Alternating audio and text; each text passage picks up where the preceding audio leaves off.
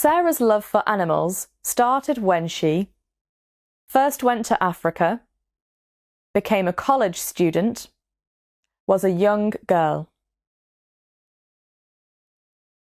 Good evening, everyone. We are happy to welcome you to our weekly programme, Animal World. Today is a very special day, as we have a great opportunity to hear from an amazing woman who knows a lot about wildlife and wild animals. Sarah Thomas, it is very good to see you today. Thank you so much for coming. Hello, it is good to be here. Thank you for inviting me. So, before we start talking about your experiences with the animals, let me ask you how it all started. Where were you born, and were you interested in animals from childhood? How did it all start? Well, I was born in London, and my fascination with animal behaviour began in early childhood when we moved to York. We lived in a cosy thatched cottage in the most picturesque part of the city, and in my leisure time, I observed native birds and animals, making lots of notes and sketches, and I also read a lot in the area of zoology. From an early age, I dreamed of travelling to Africa. I was eager to observe exotic animals in their natural habitats. We know that your dream came true, and that you spent quite a bit of time in Africa.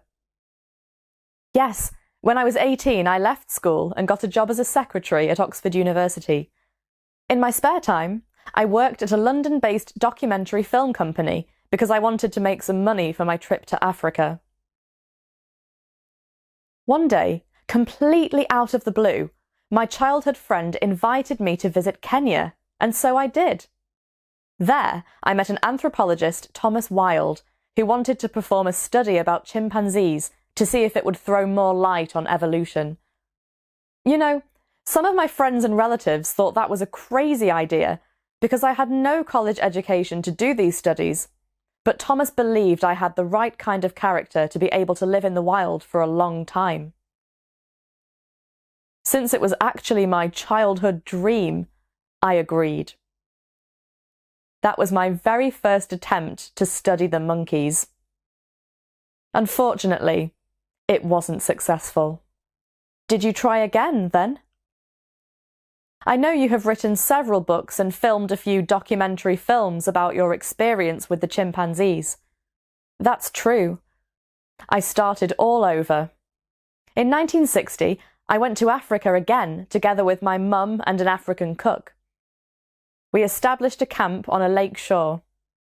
Can you imagine? Crystal clear water, sandbanks. Anyway, it took me 2 long years to get close to the monkeys, to the point when they allowed me to be a part of their group. 2 years! You've got more patience than I have. How did you make them like you in the end? Bananas. For 2 years, I offered them bananas until they actually began to accept me as their own. I came to the same spot every day at the same time and fed them bananas. After 1 year, they stopped running away. After the second year, they allowed me to climb trees with them and eat their food. What? Are you serious? You climbed trees with the chimps? That was probably lots of fun. You bet. I had to learn to use my arms and legs like never before. It only looks easy when you observe the animals. We as people are very limited in our abilities to use our limbs. Our legs and arms aren't designed to hang on to tree branches and plant leaves.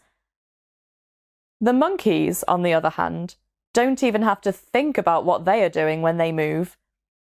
So there was a lot I had to learn not to fall off those tall trees. That was a real challenge. Was it all worth it, though? Definitely. I still think of that time as one of the best periods of my life.